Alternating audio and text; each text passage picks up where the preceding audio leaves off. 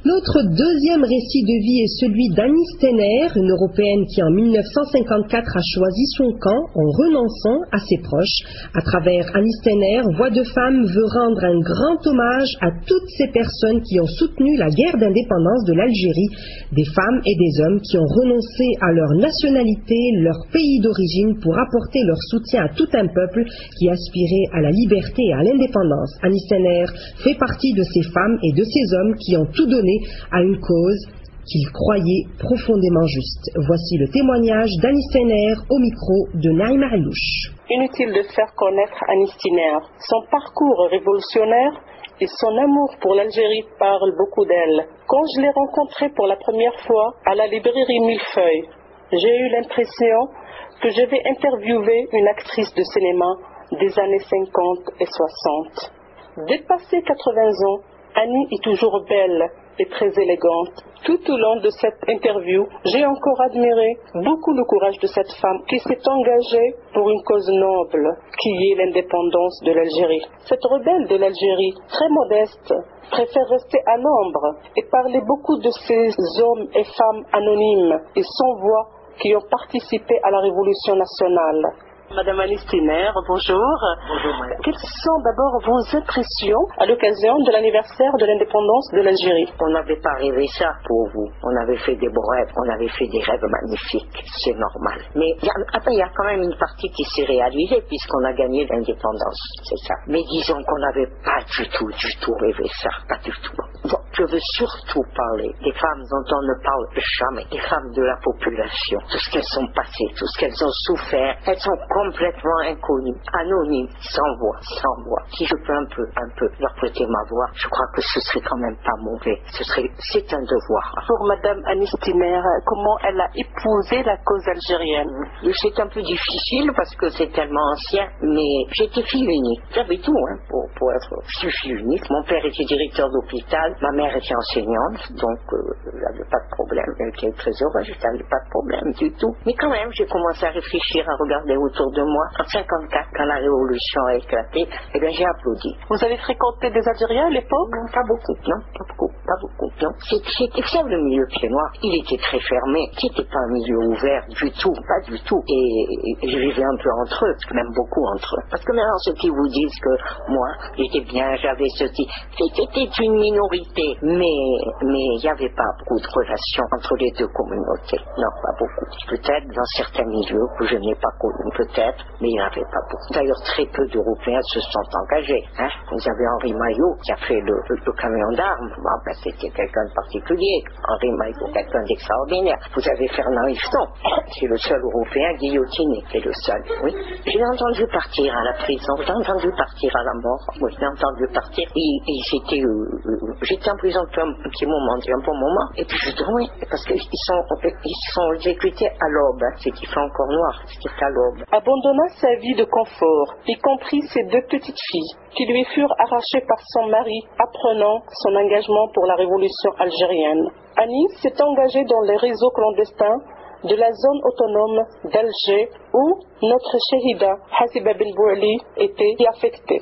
Anis s'est battue toute une vie pour une nation qu'elle a choisie de son cœur. Eh bien, moi, je suis un peu entière. Quand je suis persuadée d'une chose, je fonce. Ça, c'est clair. Donc, j'étais... En dépit de la vie moderne, la vie aisée, parce que quand même, vous étiez une fille unique, et voilà, il ne vous manque rien pour... Il ne me manquait rien du tout. Absolument rien. Et avec ça, vous avez... Et avec ça, j'ai pris parti. Parce que c'était juste. C'était quelque chose de très, très juste. Il fallait le faire. Et donc, ça a pris beaucoup de temps de réflexion pour s'engager. Parce que c'est petit à petit que tout ça est venu. C'est petit à petit. Moi, à partir de l'âge de 14 ans, j'ai commencé à réfléchir par moi-même. Parce que c'est au fur et à mesure des années, j'ai pas été comme ça depuis le départ. Mais quand, en 54, quel âge j'avais en 54, j'avais 26 ans, quelque chose comme ça. Oui, c'est déjà un peu plus mûr. Bon, ben là j'ai dit c'est juste. Et quand quelqu'un quelque chose est juste, il faut que je participe. Et le 1er novembre 54, je vous dis, j'ai applaudi. Et en décembre, j'ai commencé à chercher le contact. Parce que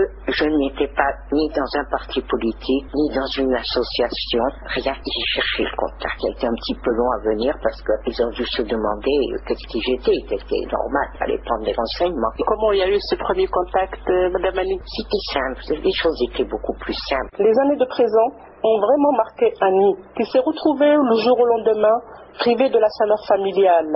Elle se souvient de ses sœurs et de ses frères de la Révolution avec amour et nostalgie. J'ai été arrêtée en octobre 56. Et là, j'ai fait 6 prisons en tout, 3 en Algérie, 3 en France. J'ai été incarcérée à Barberousse, qui était la prison principale d'Alger. Et là, Barberousse, c'était... Bien sûr, quand vous arrivez à Barberousse, vous n'avez jamais fait de stage de prison, vous ne savez pas du tout qu'est-ce qui vous attend. En manifestation, à l'isolement, comme tout le monde, à l'isolement. Et là, il y a eu quelque chose. J'ai été arrêtée donc en octobre 56. Donc, j'ai été incarcérée très peu de jours avant le 1er novembre 1956, très peu de jours. Et Barberousse, pour moi, c'est 2 choses essentielles. C'est les exécutions, on les entendait partir le matin, et c'est la commémoration du 1er novembre. La commémoration du 1er novembre, quand je suis sortie de l'isolement. Je suis sortie de l'isolement. Et c'est très très bizarre parce que les sœurs qui m'ont accueilli, elles étaient 4 seulement à Barberousse, 4. Il y avait Reine Rafini, dont le mari était dans les oreilles, où il est mort shahid. Il y avait Myriam Benmihoub, Satia Bazi et Fadila Mesli. Elles m'ont accueilli vraiment de façon extraordinaire. On ne se connaissait pas, mais très bien. Elles avaient été prises au Maquis, un peu avant moi, en juillet. Et elles m'ont dit, tu sais, on va commémorer le 1er novembre. Ah, je dis, c'est bien, mais comment?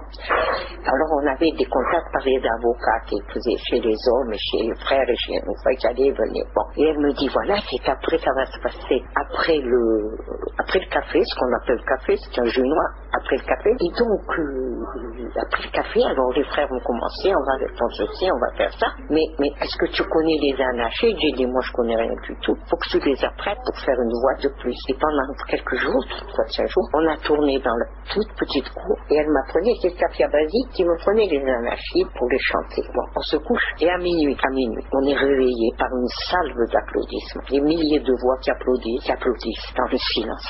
Ils applaudissent. C'est très peu. Et dans le silence, sans un mot, ils applaudissent. Et c'était les condamnés à mort qui avaient dit non, on va faire à minuit. C'est la date du 1er novembre. On va le faire à minuit. Alors on s'est levé et on a tout de suite pris la suite. Et donc... Et vous n'avez pas eu un moment de faiblesse, un moment de peur durant votre combat? Jamais. Même en prison? Jamais. Non, c'était juste. Je vous dis, on avait toutes d'ailleurs. Elles étaient toutes comme ça, les sœurs en prison. On avait la conviction que c'était juste. Bon, on ne savait pas quand l'indépendance avait arrivé, mais on savait qu'elle arriverait. On en était certaine que l'indépendance arriverait. On avait fait des rêves, mais on a fait des rêves pour l'avenir de l'Algérie. Quand on parlait de l'avenir, on disait, ils auront ça. C'était ça les rêves. Mais là, c'était pas un rêve, l'indépendance. C'était une réalité. Et je vous assure que personne n'a douté de ça. Personne. Donc, ils ont commencé comme ça par applaudir. C'est impressionnant. Les milliers de voix qui applaudissent en silence. C'est très impressionnant. Et puis, ils se sont réveillés, l'administration. Le directeur de la prison est descendu, parce que quand il descend, il fallait descendre un étage. Il est descendu, il a fait appeler les cadres qui étaient là. Et moi non, parce que j'étais très récente. Et il leur a dit, mais qu'est-ce que c'est? Les hommes chantent en haut, les femmes chantent en bas. Mais qu'est-ce que c'est? Je vais vous montrer ce que c'est. Et Reine, qui avait eu l'humour, Reine Rafini, elle lui dit, mais c'est une prison gay, monsieur le directeur.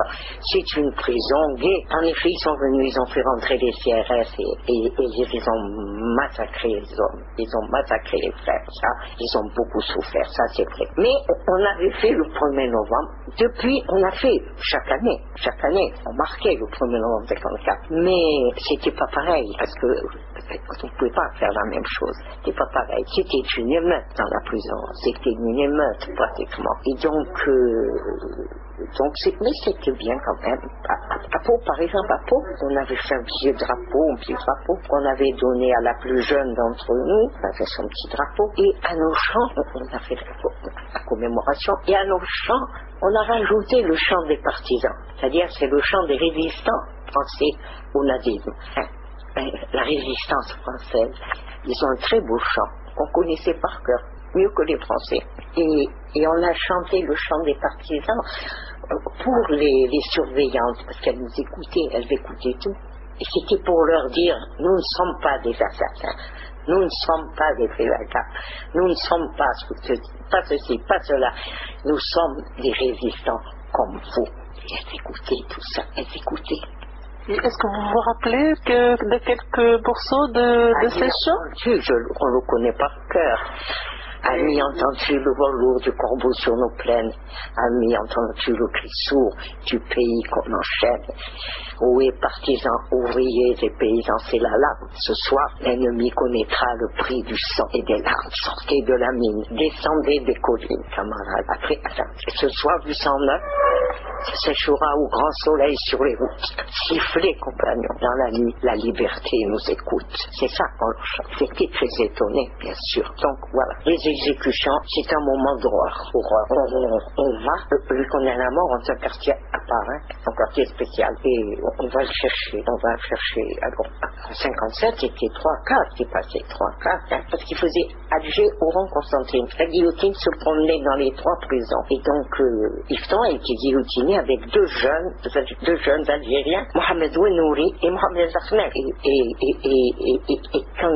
avant de mourir, il a dit quelque chose de très beau, il a dit, moi je meurs, mais l'Algérie vivra. Parce qu'à la fois, c'était un moment d'horreur, mais c'était aussi un moment d'espoir. Ils nous transmettaient l'espoir, la foi qu'ils avaient. C'était beau, c'était très beau. Vous savez, Bater Ahmad, c'était le chimiste qui a dit à l'imam qui venait lui donner de belles paroles, il lui a dit, prends un fusil et monte au matin. On allait lui couper la tête et il a dit ça. C'était extraordinaire, extraordinaire. Et tous, et puis ils préparaient souvent leur dernière volonté sur un papier, ils préparaient ça pour le dire au pied de la guillotine. Mais on n'a pas recueilli tout ça. Pourquoi on se tait sur ces gens-là, hein? Est-ce que vous voyez qu'on n'a pas donné importance ou plus de valeur à ces personnes-là qui se sont données pour l'Algérie? À tous ceux qui sont morts comme ça, qu'est-ce qu'on leur a donné comme importance? Mais ils ont été merveilleux, tous merveilleux. Donc avoir les regrets... on ne parle pas de ces gens-là. On ne parle pas de ces gens-là. C'est ça qui est dommage. Pourquoi? Parce que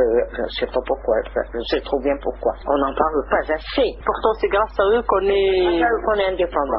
Tout à fait, tout à fait. En dépit des hauts et des bas qu'a traversé le pays, Annie n'a jamais regretté son militantisme et son combat auprès de ses sœurs et de ses frères au maquis, ni après l'indépendance, où elle s'est encore donnée pour construire le pays. Aujourd'hui, Annie a renoué le contact avec ses 2 filles, qui sont certainement fières de leur maman, grande moujahida, un exemple de courage et de foi. J'ai vu construire un État, un service, j'ai vu construire ça. J'ai participé à la création de ce service, mais c'était normal. Et j'ai fait toute ma carrière au secrétariat général du gouvernement, ma carrière entière. Après 1969, il faut construire le pays. Le pays n'avait rien, vous vous rendez compte, le pays n'avait rien. Et il faut le construire. On est avec ça, il faut le construire à tout prix, quels que soient les problèmes. Madame Siller a rencontré ses filles. Les filles, ça a été très long. C'était un autre parcours de combat? Oui, tout à fait. C'était un autre combat, tout à fait. Ça a été long, parce qu'on leur avait un peu monté la tête quand elles étaient, Elle ne savait pas qu'elle avait une maman grande, moujahida, qui... Ça leur disait rien, ça leur disait rien. Parce qu'ici, les mères de famille, enfin celles qui étaient en prison, elles étaient très adulées par la famille, par tout le monde, vous voyez. C'était normal, c'était bien. Moi non, au contraire, c'était pas bien, c'était pas quelque chose de bien. Donc elles ont vécu là-dedans pendant longtemps, mais disons maintenant, depuis ces dernières années, depuis peut-être 7-8 ans, ça va bien, ça va même très bien. Elles sont bien, elles sont gentilles. Elles sont satisfaites de leur maman? Elles sont satisfaites. Elles ont compris que... Oui, elles ont compris, elles ont 2 grands enfants, c'est bien.